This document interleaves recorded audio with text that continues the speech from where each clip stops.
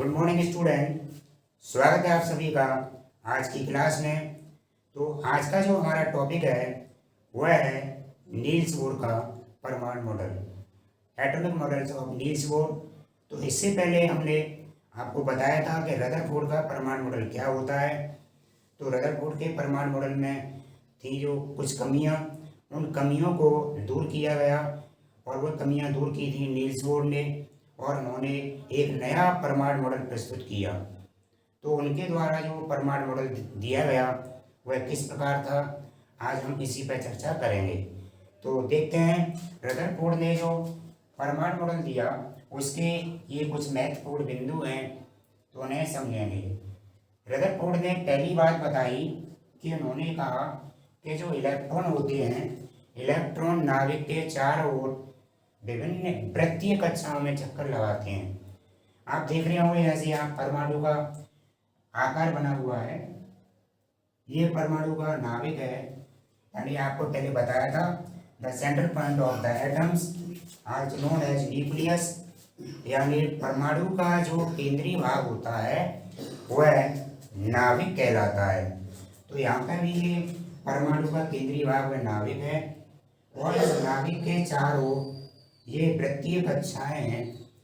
तो इन्हीं कक्षाओं में इलेक्ट्रॉन हमारे चक्कर लगाते रहते हैं। तो इन कक्षाओं को क्या कहते हैं? इन कक्षाओं को हम सामान्यतः कोष कहते हैं। क्या कहते हैं इन कक्षाओं को? कोष।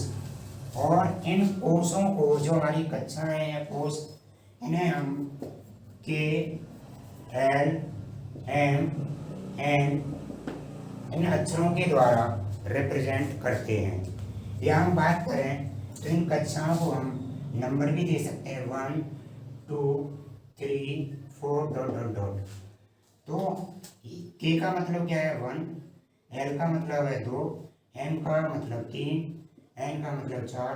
तो इसी तरह से ये सभी जो संख्याएं हैं वे कोष क्रमांक कहलाती हैं, या हमारी ये मुख्य क्वांटम संख्याएं कहलाती हैं। और इन कक्षाओं को हम क्या कहते हैं? कोष कहते हैं, या फिर इन्हें हम ऊर्जा स्तर के नाम से भी जानते हैं। क्या कहते हैं? ऊर्जा स्तर या कोष या एनर्जी लेवल। तो इन कोष में इलेक्ट्रॉन लगातार घूमते रहते हैं।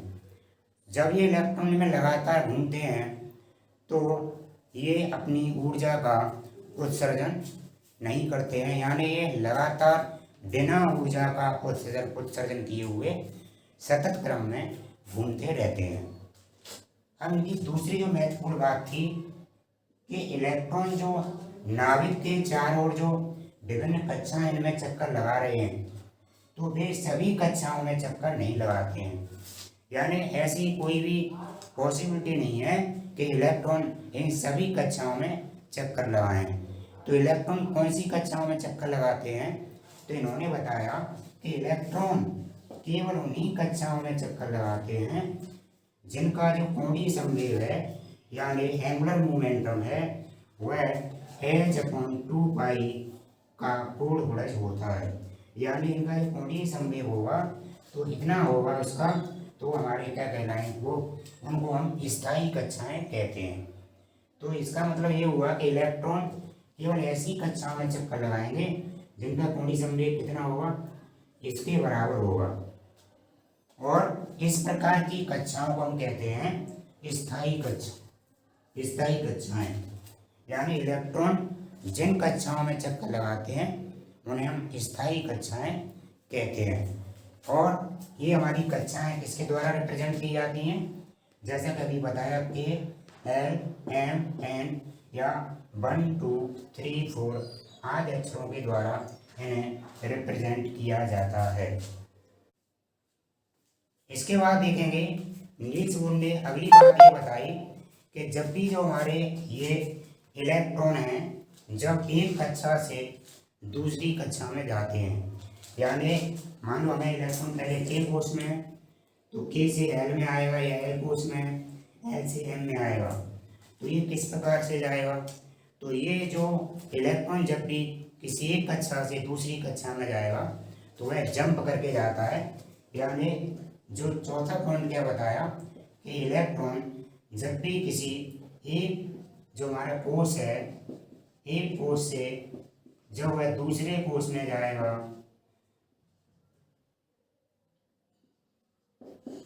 दूसरे कोष में जाता है वह, तो क्या करके जाएगा, कूद करके जाएगा, जंप करके जाएगा और उसकी ऊर्जा का कोई भी ह्रास नहीं होगा।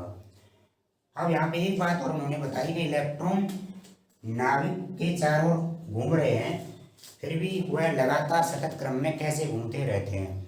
तो जब इलेक्ट्रॉन नाभिक के चारों घूमते हैं तो उन्होंने बताया कि एक तो जो इलेक्ट्रॉन है, तो जब ये घूम रहा है तो उस समय उस पर दो बल काम कर रहे होते हैं। एक नाभिक उस इलेक्ट्रॉन को अपनी ओर आकर्षित कर रहा होता है, यानी उसे कहेंगे हम क्या, अभिकेंद्रीय बल।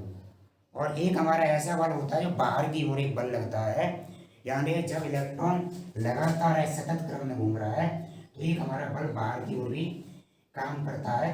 तो इस प्रकार इलेक्ट्रॉन पर दो बल काम कर रहे हैं, एक अंदर की ओर एक बाहर की ओर।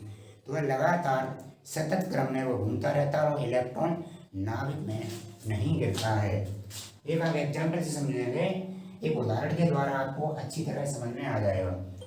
देखिए, कल्पना करें जैसे आपके पास एक रस्सी है, आपने एक रस्सी ले ली और रस्सी में हम यहाँ पर कोई भी चीज़, कोई वस्तु है, तो हमने यहाँ पर उसे बांध लें अच्छी तरह से और दूसरे सिरे को हम अपने हाथ में पकड़ लें और इसको हम इस तरह से ऐसे घुमाएं और तेज घुमाते रहें।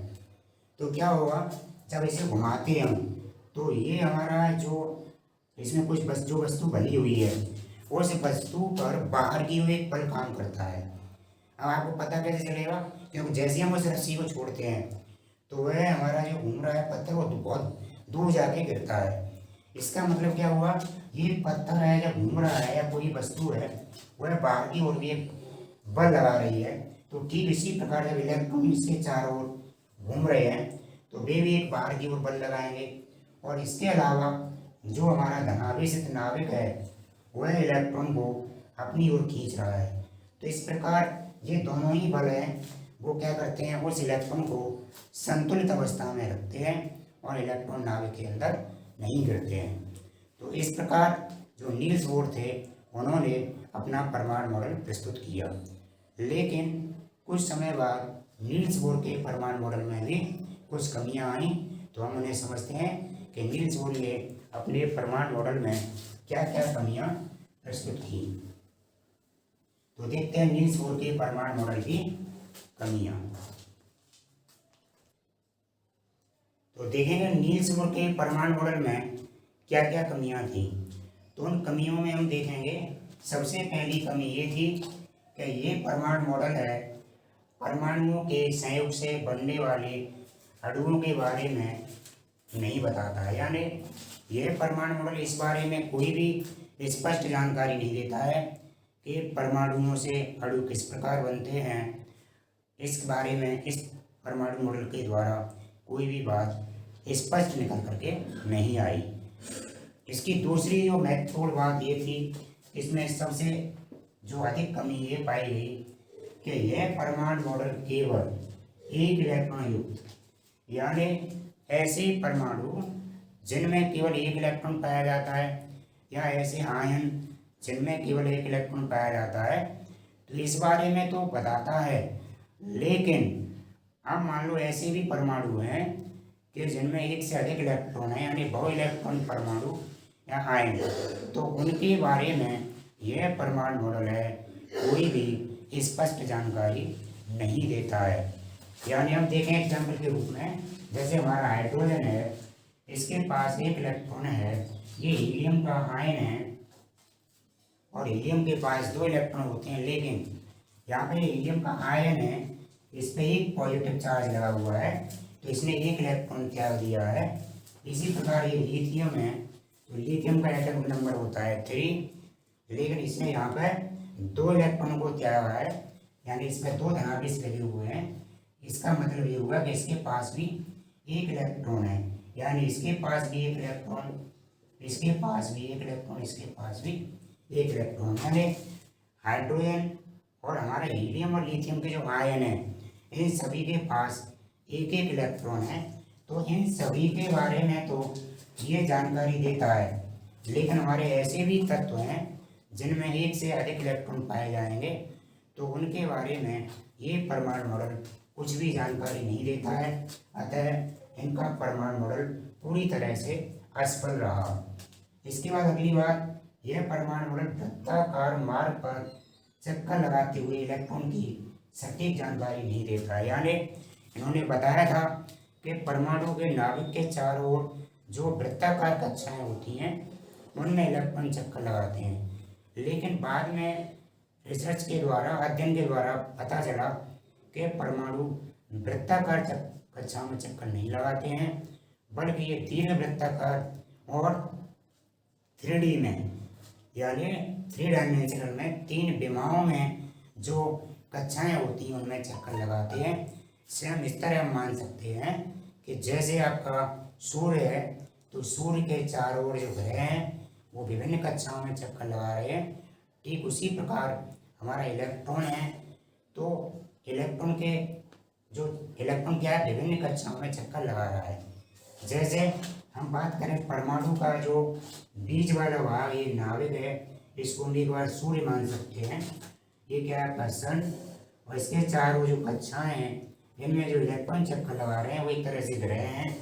तो जिस तरह से ग्रह सूर्य के चारों ओर चक्कर लगा रहे हैं, ठीक उसी प्रकार इलेक्ट्रॉन नाभिक के चारों ओर चक्कर लगा रहे हैं, न कि वो वृत्ताकार मार्ग में चक्कर नहीं लगाते हैं, अपितु विभिन्न डायरेक्शन में 3D में वो चक्कर लगाते हैं। तो इस तरह से नील्स बोर का परमाणु मॉडल सफल नहीं रहा।